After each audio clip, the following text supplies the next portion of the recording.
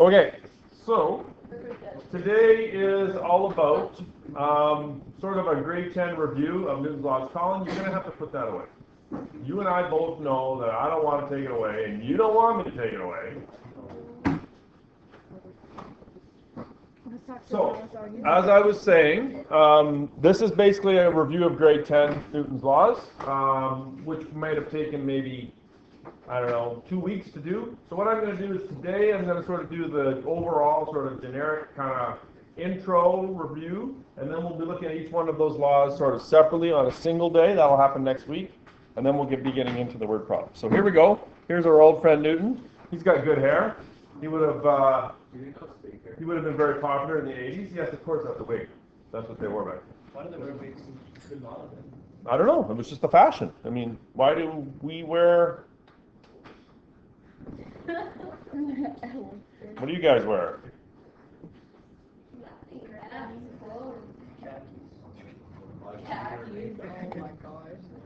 Okay, so a force is a physical quantity that can affect the motion of an object. A physical quantity that can affect the motion of an object. And it is a vector quantity. And when I say vector quantity, that means it has two things. Direction and Magnitude. Committing crimes with both magnitude and direction. Remember I was going to go as vector for Halloween? Maybe next year. I'll have to get on it. I'll have to get on that. So, it's a vector quantity. Why? Because it has a magnitude and a direction. And that direction is quite often simply plus or negative. Well, plus or minus. Okay? It could be north or south or 30 degrees east of south. It could be any of those things. Okay? So it is a vector. Okay, so our old friend Newton was the first person to clearly describe the relationship between force, mass, and motion. So he was the guy that really sort of, he came after Galileo. Galileo was one of the sort of the first, and then sort of Newton took his, no, Aristotle was the one that was wrong. Galileo was right about a lot of things, although, as I pointed out earlier, he was completely wrong about the tides, and it was the Aboriginal people of Australia that first knew about the tides and the moon. So anyways, Newton was the first person to clearly describe the relationship between force, mass, and motion. God, I need a little more listening. A little more listening. Newton's laws of motion not only apply on Earth, but are true throughout the universe. They are what we say universal. So if you are lucky enough to be an astronaut, make sure you Skype me in. You know, I think you owe me that, wouldn't you say? it's pretty cool to have an astronaut. It would be very cool. You haven't had an astronaut student yet? I have not had an astronaut student yet. No, I've got scientist students. I was talking about Mr. Smith yesterday, right? And I've had. Oh. Morning, Carter. We could look at So, and basically, I should also point out that these notes, basically what I did was I took that reading that I gave you earlier, and I sort of created the notes from that. So these are sort of the summaries of those. These are different common types of forces. These are not fundamental. We talked about the fundamental ones yesterday. The fundamental ones are the ones that everything else is an offspring of or based on, right? So these are ones that you're going to encounter a little bit more in everyday life, ones that you're going to encounter in the problems that we do, and so on, right? Whether or not you need to write these down, really not necessary. If you're one of those people that feels you have to write every single thing on the screen, you go right ahead, but I'm probably not going to wait for you here. So, buoyant force produced by fluid that acts upward. Okay, when you go swimming, there's that buoyant force, holds you up. Is there a buoyant force in air as well? Yeah. There is. Wait, does that mean that we're lighter? Are we lighter than water? I believe it means we humans are less dense than water. Okay, why do some people float better than others? Well, it depends on your your body type and your Is it true like this before, like, I don't wanna say, but like, larger. grass, you have better growth? I don't know. To be honest, I should know and I don't. I'll look it up. Looking it up right now. I know that in salt water, you float a lot better because the water is much more dense. It's surprisingly the difference too. Have you ever actually like swam in the ocean? Not like kind of played on the beach, but like just swam in the ocean.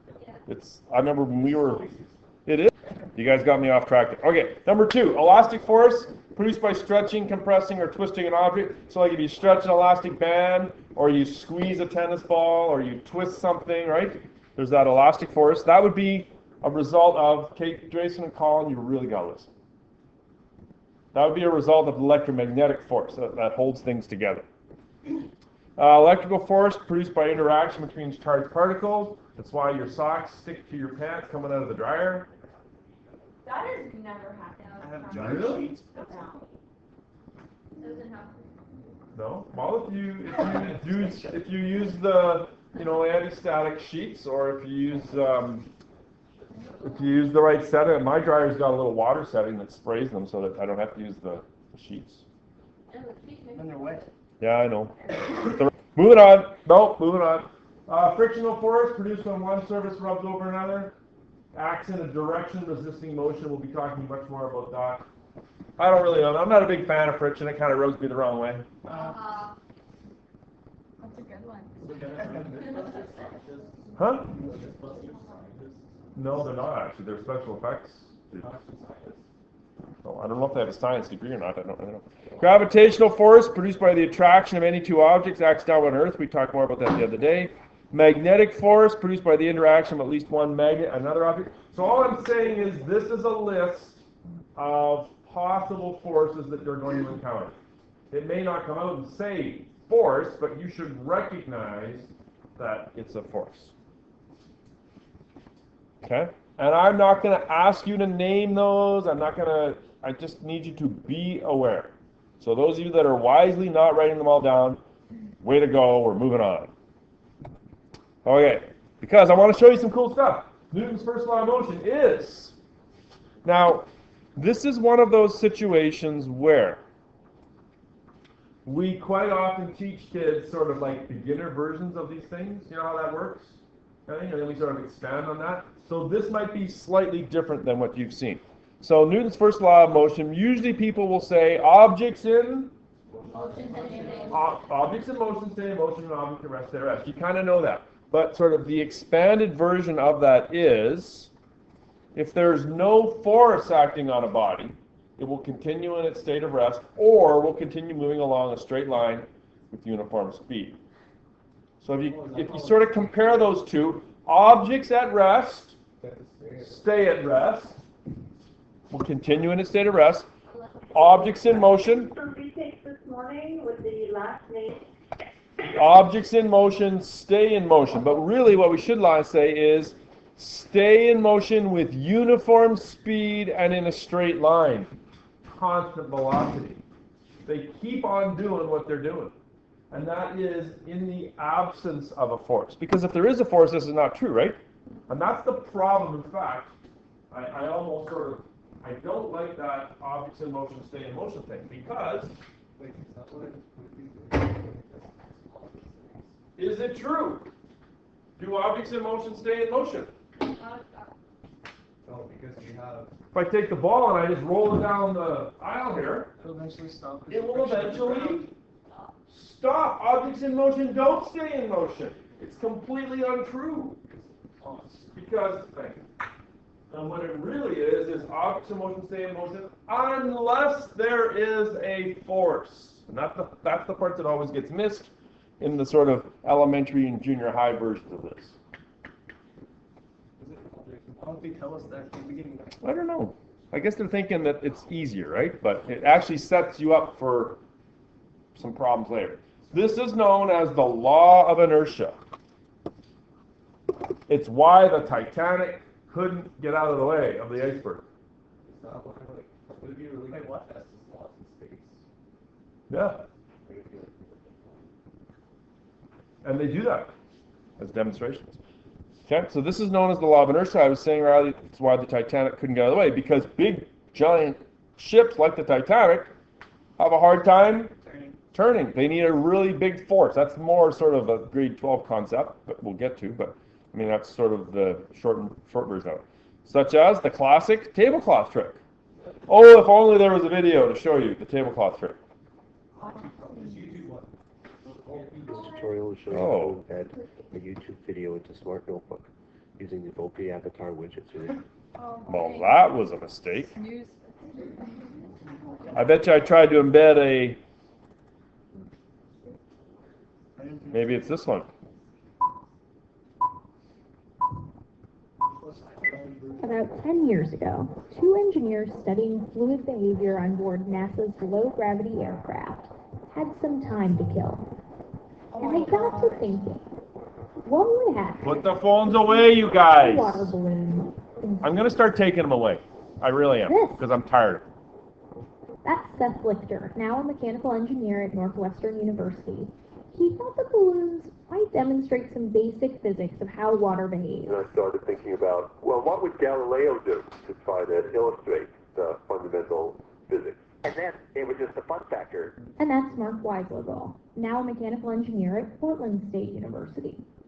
NASA's low-gravity aircraft simulates weightlessness by flying in a special parabola. Basically trying to fly the path that a rock would fly if you just let it go. And then the plane did something like 60 of these parabolas, just one low gravity thing after another. And that's a lot of stomach drops, Lichter says. We go up, the second cycle, I am sick as a dog. It's a 12,000-foot high roller coaster. Every cycle, I'm going up. The beginning is gut-wrenching. Please stop me at any time. This is too much. My breakfast came up. Yeah, that's too much. But once you acclimate, then it's euphoric. And for you, Dr. Lichter? Slightly better. Part of the appeal of the water balloons is that they give you an easy way to make big water... Newton's law.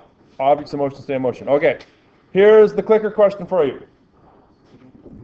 Oh, what's Brian? Oh, he's got to be someone else, right? Who was the other someone else? Oh, Yazra. 306. 306.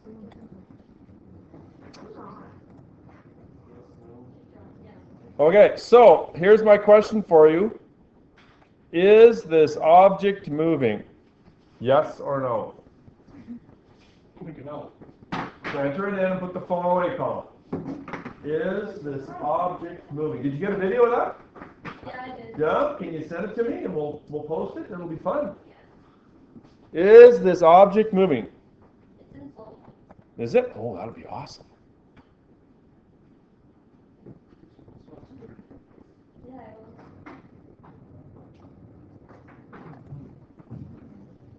You're 306 there, Brian.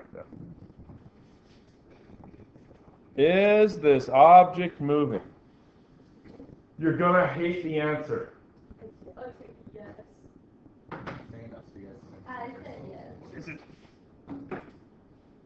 Trey? Oh, Trey's not here. What?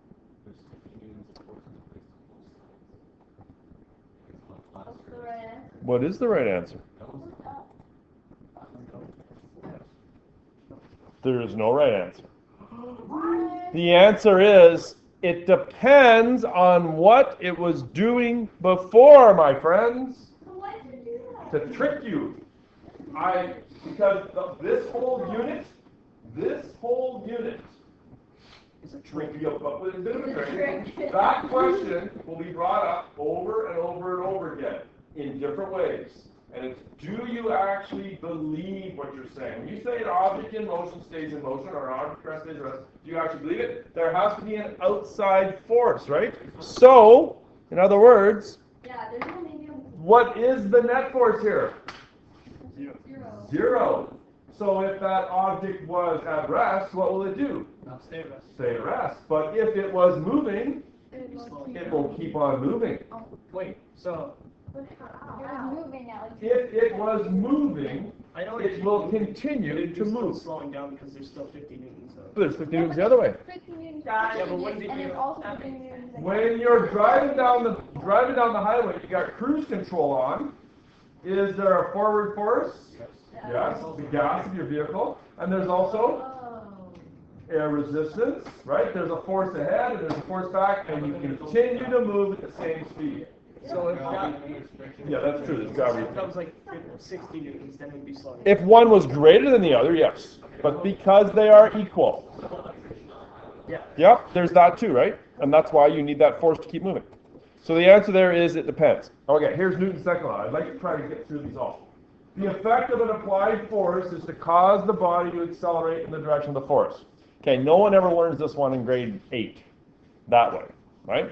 Newton's second law is usually written as F equals ma. But what it really is that the acceleration is in direct proportion to the force and in inverse proportion to the mass of the body. And I'm going to let you write that down, then I'm going to explain it.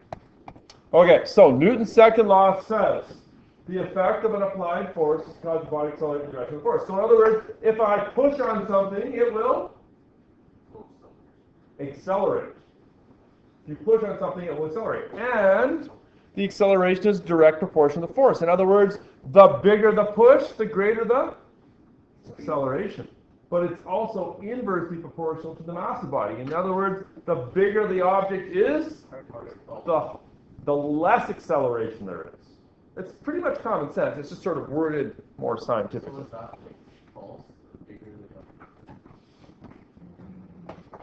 In other words, the more force, the more or less same amount or no relationship to the acceleration. The more force, the more or less or the same amount or no relationship. Easy, easy.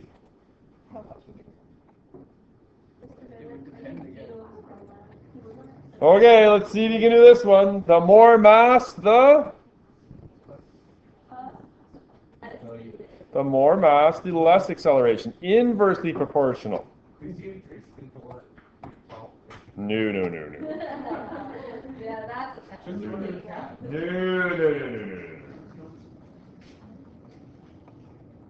Okay, so a couple other comments here. If a force is applied to a body at rest, the body will begin to move. Right? If something's sitting there and I give it a push, it's going to move, right? If the body's moving in a straight line and the force is applied in the direction of motion, the body will accelerate. So if it's moving, and you give it a push, it's going to go in that direction, right? And if the force is applied in a direction not in line with the motion, the acceleration will be in the direction of the force. The acceleration is always in the same direction as the force. Whichever direction the force is, the acceleration. Right? Like if something's moving like this and you push it to the side, it's going to go like this, right? Think about driving around the corner there at St. Rose. The main one on the highway. Okay, so here we go, Taryn. We're going to get that equal sign there. Reworking our proportionality statement, we get the equation. So you take A is proportional to F over M, and you end up with this formula. Okay? Now, you might say, well, there's not a whole lot different there, Mr. Bennett. That is true in this particular case, right? There are times when you have to insert a constant of proportionality, which we usually put as the letter K for constant, because C is a weird thing. So it's usually a number. But in this case, F equals ma, because the K value is actually equal to the number 1. Okay, so it's not always going to be like that. And what are the units? Well, F is measured in, force is measured in newtons. Now, some research tells me 99% of the time you're going to see capital N for your unit, but I'm told that small n is the correct way. But I think in North America we tend to go with the big N. I don't know why. I'm just saying if you see small n on occasion, it probably means newtons too, depending on the context. Mass is in kilograms, and acceleration, of course, in meters per second squared. Okay, so when you combine the units for mass and acceleration, oopsie, I wanted to erase her, right? Like if I go F equals ma, and I take my mass, which is in kilograms, times my acceleration, which is meters per second squared, well, that, my friends, is equal to 1 Newton. Newtons only exist in our mind. It's a unit of force. It's a derived unit, and we define it as 1 kilogram meter per second squared. I wouldn't say imaginary. It's more like a scientific model. It's a way to describe something. There is no, like in France, there is an actual object that is defined as that is a kilogram, right? Meters are defined as a certain length, the light wave. A second is defined as, I'm not sure what the, there is an actual object in France that is a kilogram, yes.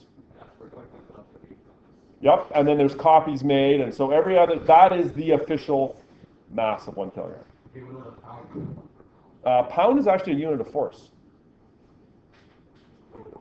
Yes, because you know, like pounds per square inch, it's actually a unit of force. So when you weigh yourself in pounds, you're really weighing the force of gravity. The force. You're not really measuring how much stuff you are. It's kind of commonly put that way. It's defined differently. In everyday use, they mean the same kind of thing, but they're not actually. So that's why we get this formula, F equals ma. Okay, I think that's it for that. Oh, hey, here, question for you here. This is one of my goals in life. Newton's got, good hair. He's got a unit named after him. I would like to have a unit named after me. 6 Bennetts. But what would it measure? I'm just brainstorming a bit here. If you had to name a unit after me, what would it measure? How far is it? It's about 8 Bennetts away. It's like half a minute. Pardon me? It's, yeah, measures unit distance and time, you're right. I don't know, no one's got any, what would you measure in Bennetts? No, things like time or mass or, hilarity of jokes or... You guys aren't any fun. Alrighty, so Newton's third law says, this is the action-reaction one. When one body exerts a force on another, the second body exerts on the first a force of equal magnitude in the opposite direction. Equal! Equal! Opposite! I wonder what's coming. I wonder if it'll have a trick question to check to see if I understand that they are equal. When one body exerts a force on another, the second one exerts on the first a force of equal magnitude in the opposite direction. If I go over and I smack Colin with 100 newtons of force, if I give him a whack, 100 newtons, how much force do I feel in my hand? 100 newtons. He hits me with 100 newtons. Doesn't matter how hard I hit him, he hits right back with the same amount. Excuse me, interruption. Not gonna. We're interested in taking retake with the last letter. Equal. Okay. This occurs all the time. You don't have to write this down. You just have to understand. Okay? Put the phones away, you guys. Listen. There's always an action force and always a reaction force. For example, a book lying on the table exerts a force on the table, and the table exerts an identical force on the book. Equal and opposite. So the gravity's pulling the book down, which means the book's pushing on the table, which means the table pushes up on the book. You can see that if you put like a balloon on a table and you push down on it, you can see that the balloon will compress on the bottom, right? Well, that's the table pushing up on the book. That's what's happening. You don't need to write this down, do you? I don't think so. Okay, I think it's the last one. A book is lying on a table. It has a weight of 50 newtons. Given that gravity is 9.8 newtons per kilogram, how much force does the table apply to the book? Upward. How much force does the table push upward? How much? Andrew, go ahead and type it in. How much force does the table push upward? How much force does the table push up? How much force does the table push upward? Here we have the book. It has a weight of 50 newtons. I wouldn't bother, Danielle. This is the last one. It's not worth it. Gravity is 9.8. You have to type in your number. You have to type in the number. How much force does the table apply to the book? What's the number?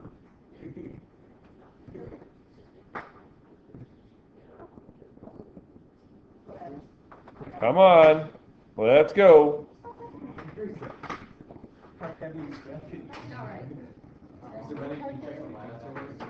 I can shortly, yes, once Blaine and Isabel type in a number. Oh, that's just saying how much it would weigh. Exactly. It was perfect. Correct answer is 50. How do we know? Equal and opposite. You threw me off with the gravity. I know, that's why I threw it in there. No, it's just perfect. You don't even know. I can figure out how much it weighs. The weight is 50 newtons, right? I saw one person in there took 50 times 9.8. If this was in kilograms, yes, you'd have to do that. Equal and opposite. The table feels the downward push of your hand. What do you feel? Scared that the table has feelings. Same. That would be me. Like, oh, sorry. You're not getting a mark for that. Why not, though? It's so cute. Now, apparently this is the water balloon one that I was supposed to show you here. We've already seen that one. Watch it again. What you really want to do is you want me to find the Mythbusters tabletop one. Yeah. So that's it for our lesson, right? That's it for today, yes.